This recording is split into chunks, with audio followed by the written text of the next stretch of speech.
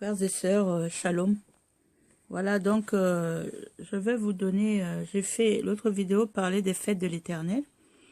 Donc je vais vous donner les versets qui parlent de cela pour que vous fassiez aussi votre recherche à vous.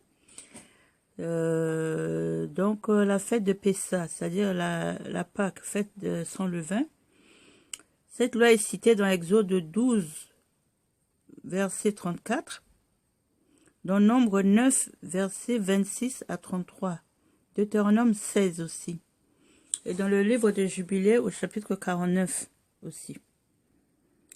Donc, pour la fête des Shavuot, la fête des semaines, la fête de Pentecôte, cette loi est citée dans Exode 34, dans Nombre 28, dans Lévitique 23, dans Deutéronome 16.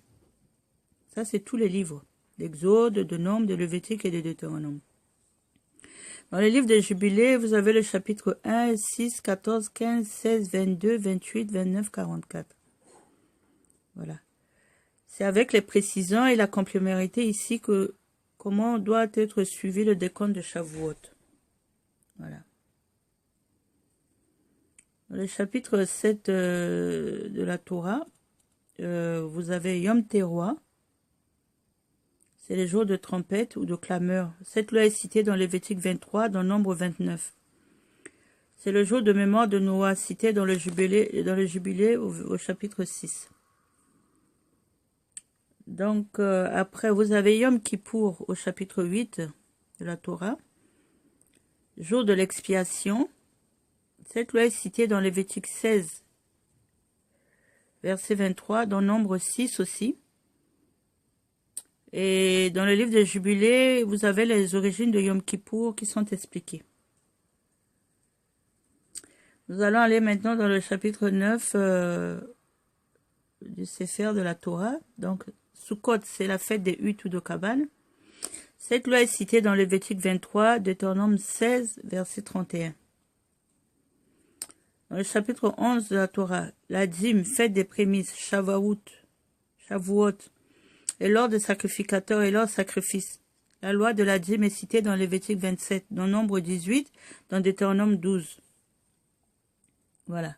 Donc nous devons, pour ceux qui sont intéressés, qui veulent suivre la Torah, vous avez ça. Si vous voulez avoir le livre de la Torah ou des jubilés, vous tapez le site de la sœur Rite israélite. Il y a tout ça sur son blog. Vous pouvez lire, vous trouverez des livres du Jubilé, vous trouverez les livres de la Torah, vous trouverez vraiment tout ce que Dieu a permis à son niveau de faire, de mettre. Que Dieu bénisse cette sœur vraiment. Je vais revenir encore sur quelques lois du Seigneur, sur les femmes, sur la mort, hein. Voilà, qui dit vous ne ferez pas comme les nations font. Ils enterrent leurs morts partout. Ils les enterrent même dans leur maison. Voilà. Nous ne devons pas faire comme ça. La dernière fois, j'ai fait la vidéo sur la loi de la mort. Donc, évitons d'enterrer les morts dans notre maison, dans notre jardin ou derrière notre maison. Nous devons plutôt avoir des zones dans le milieu du pays où nous pourrons enterrer nos morts, donc très loin. Voilà. Il faudra chercher des endroits très très loin. Voilà. Pourquoi cette interdiction thoraïque? C'est expliqué dans la lettre des Juifs de Qumran. Voilà, dans Torah 3, versets 31 à 32. Et aussi concernant l'aveugle qui ne peut pas voir. Ils doivent se garder de toute impureté. Et impureté de l'offrande du péché, celle qui ne voit pas.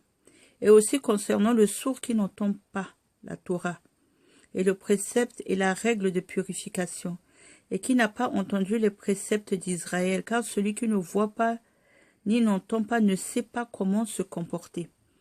Donc quand on ne sait pas comment se comporter, on fait n'importe quoi. Les lois de Dieu, nous devons les comprendre, nous devons les appliquer. Sinon nous sommes comme des aveugles, nous sommes comme des sourds. Et notre comportement est en abomination devant Elohim. Je reviens sur la loi pour la femme enceinte qui perd un enfant. Donc, si son enfant meurt dans son ventre, si c'est à 2 mois de grossesse, elle sera impure pendant 2 mois. Si c'est à 6 mois de grossesse, elle sera impure pendant 6 mois. Si c'est à 1 mois de grossesse, elle sera impure pendant 1 mois. Donc, voilà. Donc, toutes les maisons qu'elle pénètre sera impure avec tous ses ustensiles durant 7 jours. Celui qui la touchera sera impur jusqu'au soir. Donc, c'est une femme qui a fait une fausse couche. Quand elle va chez quelqu'un, elle rend la maison de cette personne-là impure pendant 7 jours. Pour vous, les sœurs qui veulent pratiquer la Torah, si vous avez fait une couche, évitez de rendre visite aux gens jusqu'à ce que vous avez fini de faire votre purification. C'est-à-dire, si vous avez perdu l'enfant à 2 mois ou 3 mois de grossesse, attendez 3 mois chez vous. Ne rendez pas visite aux gens jusqu'à ce que votre impureté finisse. Voilà. Et après, vous pourrez aller rendre visite aux gens. Si quelqu'un va dans sa maison et couche avec elle, cette personne sera impure aussi pendant 7 jours. Donc, quand une femme a fait une fausse couche, que son mari couche avec elle, son mari sera impur pendant 7 jours à chaque fois qu'il la touche. Donc, vaut mieux ne pas la toucher jusqu'à ce que son temps d'impureté finisse. Dieu sait pourquoi il nous interdit tout cela. Voilà. Cette personne lavera ses vêtements, se lavera, s'immergera dans l'eau sur le premier jour. Le 3e jour, il fera l'aspersion de l'eau de purification, de la vache rousse. Il lavera ses vêtements, il lavera et s'immergera. Le 5e jour, il se rendra une 2e fois à l'eau de purification de la vache rousse, se lavera ses vêtements et se lavera, s'immergera. Ça, c'est quand on est impur pendant 7 jours. Voilà. Au coucher du soleil, il sera pur comme pour tous les ustensiles, les vêtements, les peaux et tous les matériaux à base de poils de chèvre. Vous traiterez conformément au statut de cette loi. Tous les ustensiles en terre seront brisés car ils sont impurs et ne peuvent ne jamais être purifiés. Toutes les créatures qui pullulent sur le sol qui sont considérées impures, c'est-à-dire la belette, la souris, tous les genres de lézards, le gecko de mur, les geckos de sable, les grands lézards et les caméléons. Tous ces bêtes-là, j'avais déjà dit, si vous les trouvez morts dans votre maison, ne les touchez pas. Cela vous rend impurs. Je vais vous lire une parole dans la Torah. Mais l'esprit de perversité, au verset 20, l'esprit de perversité appartient à la cupidité. La négligence dans l'action juste, c'est-à-dire la négligence dans la Torah, parce que la Torah c'est la justice, la négligence dans l'action juste, la méchanceté et le mensonge, l'orgueil et la présomption, la tromperie et la ruse impitoyable, l'insolence abondante, le manque de tempérance et la profusion de folie, la passion arrogante des actes abominables dans un esprit de luxure, les voix dégoûtantes dans la servitude de l'impudicité, une langue blasphématoire, la cécité des yeux, la matité des oreilles, une raideur de nuque et de dureté de cœur, c'est vers la fin qu'un homme marche entièrement dans les voies de ténèbres et la ruse du mal.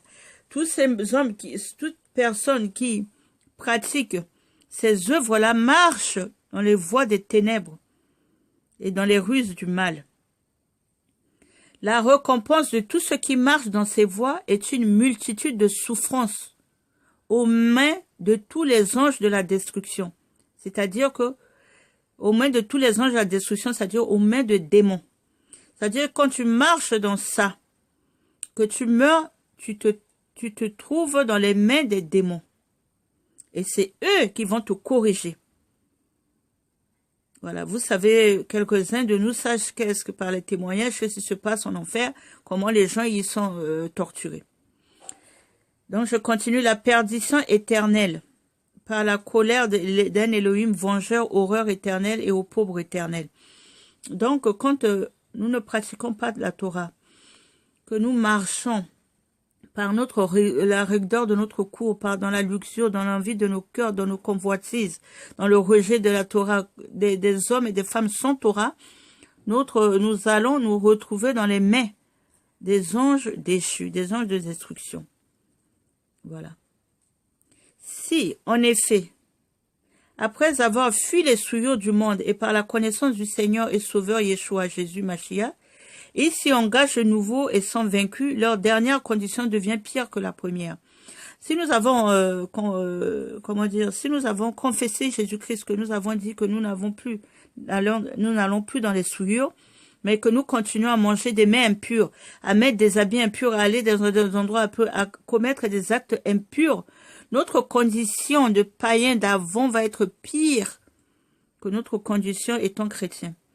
Car il leur eût mieux valu ne pas avoir point connu la voie de la justice, que de se détourner après l'avoir connu, du saint commandement qui leur avait été donné. Donc voilà, maintenant, personne ne peut dire que, oui, on leur a pas parlé de la Torah. Nous sommes là, nous parlons de la Torah. Que demain, que quand le jour viendra, que les gens disent, ah, on nous a pas parlé de la Torah, hein, on nous a pas dit qu'il fallait pratiquer la Torah. Hein. Tout le monde est averti. Maintenant qu'il faut revenir à la Torah, c'est le réveil que Dieu va faire. Le réveil Dieu va faire, c'est le retour dans la Torah. Voilà. Donc, celui qui ne fait pas ça, il va être comme le proverbe qui dit « Le chien est retourné à ce qu'il avait vomi et la truie après avoir été lavé s'est vautré dans la boue. » Voilà. Donc, nous devons, c'est de ces choses que tous les hommes sont nés. Et c'est à ces choses que toute l'armée d'entre eux sont héritiers à travers leur génération. Oui, de génération en génération, nous devrions suivre. Nous devrions suivre la Torah de Dieu qui n'est pas abolie. Donc, c'est pour ça, si vous voulez plus de précision, vous avez 3 sites. Vous avez le site de la sœur Ruth israélite. Vous avez le site de Yeshua Hosanna. Vous avez le site de WKP. Ces 3 sites-là, c'est les sites-là que Dieu m'a dirigés pour aller et pour avoir des connaissances. Donc, vous pouvez aussi taper les noms de ces 3 personnes. Vous allez trouver tous les enseignements et toutes les réponses à vos questions. Donc, hier, le Seigneur m'a un peu dirigé dans les recherches de pourquoi nous, surtout les Africains, nous pensons que le judaïsme ne nous concerne pas. Mais vous vous trompez parce que je vais vous parler brièvement du judaïsme en Afrique. On appelle ça le Bêta Israël, c'est leur origine. Les Juifs ethniques sont descendants directs des tribus perdues de Dan. Les Juifs ethniques, c'est les Juifs qui se retrouvent par groupe, qui sont judaïsés par groupe dans des pays africains. C'est ça, les Juifs ethniques. C'est des Juifs par adoption, par la conversion. On les appelle des Zada Yudaya. C'est ceux-là qui ont adhéré au judaïsme par l'ancienne alliance et par la nouvelle alliance. C'est l'identification par la souffrance juive. Après les génocides qui ont subi certains groupes en Afrique du fait qu'ils ont été juifs. Voilà, il y a un souci, enfin ce n'est pas un souci. Hein. Nous sommes dans l'ère de l'antisémiste où les juifs se font vraiment persécuter. Mais malgré ça, il y a maintenant beaucoup de nations, que ce soit dans le monde entier, qui se lèvent pour adhérer au judaïsme. Au lieu que cela nous fasse peur, que nous fuyions pour ne pas être persécutés, au contraire, le Seigneur nous fait lever. Le Seigneur nous fait lever dans le judaïsme, nous fait lever dans la Torah pour être des hommes et des femmes de la Torah et non des sans-Torah pour pouvoir pratiquer la Torah et être dans le judaïsme. Donc, au Mali, vous allez trouver les Zahor, c'est une association. Zahor, qui signifie souvenir, ils sont au moins plus de 1000 membres. Voilà. À l'heure actuelle où je vous parle, à Tombouctou, vous avez des Juifs qui se sont convertis à l'islam. Parce qu'il y avait, si vous voulez, à Tombouctou, il y avait le judaïsme. Et ils ont été forcés En fait, l'islam, quand l'islam est arrivé, l'islam a abrogé, a aboli la Torah dans la vie de beaucoup de gens qui pratiquaient le judaïsme. Dans toutes les nations, dans le monde entier, en fait, c'était le judaïsme qui était partout. Mais l'islam s'est levé et a forcé les gens à laisser le judaïsme pour aller vers l'islam. Voilà ce qui s'est passé. Alors que la première religion, en fait, c'est le judaïsme. En Afrique du Sud, vous trouverez des chrétiens judaïsés. Au Zimbabwe, au nord-est. On les appelle des Lambas. C'est une association. Voilà. En Ouganda, on les appelle les Yadouya. Les Youdouya. Voilà. Eux, ils ont reconnu la circoncision du prépuce. Ils l'ont pratiqué. Au Ghana, vous avez 2 villages où il y a au moins 50 familles. Ils se sont judaïsés en 1976. Il y a un membre de là qui a eu la vision qu'ils étaient de la tribu perdue d'Israël. Donc, ils ont fait leur recherche et ils se sont rendus compte qu'effectivement, leurs coutumes, leur façon de faire, de prier, sortait de cette tribu-là. Donc, ils se sont judaïsés. Voilà. Les missionnaires, quand ils sont venus, souvent dans ces pays, ils se sont rendus compte que ces gens-là ils pratiquaient la Torah parce que leur comportement était comme ce qui était dit dans le livre comment on appelle ça, de Moïse. Voilà. Au Nigeria, il y a 2 millions, on les appelle les sabbatériens. Ceux-là qui pratiquent le Shabbat, qui respectent le Shabbat. Ça a commencé en 1880. Après, il y a eu les Bantous, voilà, qui sont convaincus qu'ils sont des descendants de Juifs. Au Madagascar, vous avez la descendance de David. Après, vous avez les Indiens. Eux, ils évoquent beaucoup les 10 commandements. Après, vous avez les Baluba du Congo. C'est des descendants de Juifs. Après, en Éthiopie, vous avez des descendants de Juifs. Après, vous avez des Tutsis au Rwanda.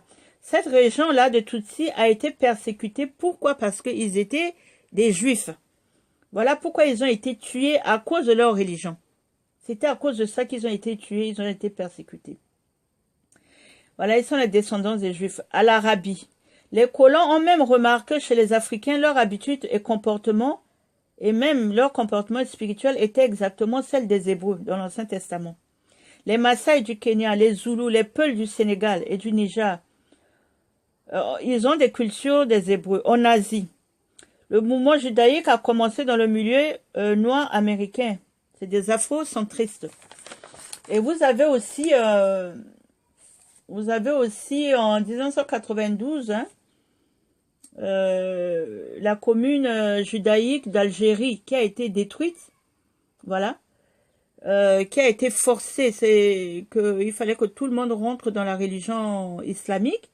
Donc en Algérie, c'était en 92 que vraiment le judaïsme a pris fin et que tout avait été cessé. En Côte d'Ivoire aussi, c'est les tribus de Dan. À Yaoundé, au Cameroun aussi, on trouve des chrétiens judaïsés. Pourquoi je vous parle de tout cela? Je vous parle de tout cela, c'est pour vous dire que ce n'est pas, il ne faut pas penser que c'est des extraterrestres ou bien c'est quelque chose qui sort des envies ou des gens ou du changement, non. C'est un vraie prophétie. C'est une vraie prophétie. C'est une vraie vision. C'est un vrai réveil qui est en train de se faire dans le monde entier en ce moment. Le Seigneur est en train de lever ses enfants dans la Torah et de pratiquer le judaïsme. Mes frères et sœurs, ce que je vous dis est sérieux. Ayez, ne serait-ce que vraiment la curiosité de connaître. Ne rejetez pas tout comme ça d'emblée, parce que vous risquez de rejeter Dieu. Ayez la curiosité de connaître. Moi, c'est Dieu qui m'a demandé de me judaïser, qui m'a demandé d'être une chrétienne messianique. Il me l'a demandé à travers la prière. C'est pas que j'ai suivi quelqu'un. Et c'est comme ça que j'ai commencé à prier, à avoir des recherches, à avoir des paroles de la part du Seigneur, à tomber sur des sites que le Seigneur m'a envoyés, parce que le Seigneur, nous sommes une chaîne. Hein? Une personne ne peut pas tout connaître. Donc il y a eu des gens avant moi qui ont connu, que le Seigneur leur a révélé, que Dieu m'a envoyé vers eux. C'est comme, et nous, et on continue.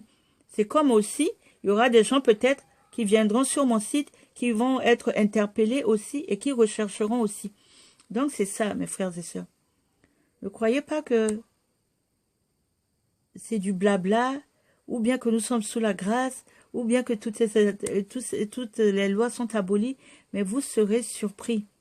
Vous qui avez ces genres de comportements, vous qui avez ces genres de raisonnements, vous serez surpris.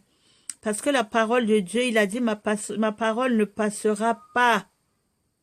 Donc, s'il dit que sa parole ne passera pas, donc elle est toujours d'actualité. Si elle est toujours d'actualité, pourquoi ne pas la pratiquer? Si elle est d'actualité, nous devons la pratiquer. Jésus lui-même l'a pratiquée.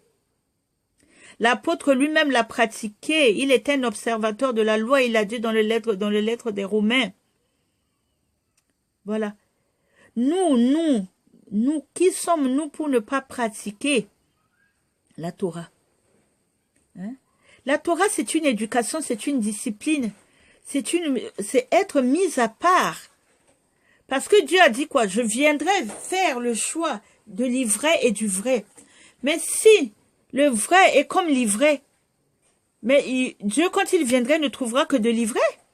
Il faudra que quand il vienne, il trouve le vrai et qu'il trouve l'ivraie. Mais si tout le monde marche selon le monde, parce que tout le monde...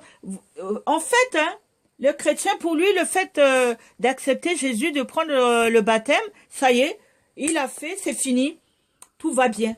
Mais vous vous trompez, parce que la parole de Dieu dit que étroit est le chemin qui mène à Dieu, et c'est seulement les violents qui s'en emparent. Donc nous devons faire violence dans notre vie, dans notre corps, dans notre esprit, tous les jours. Que le Seigneur Jésus-Christ vous bénisse.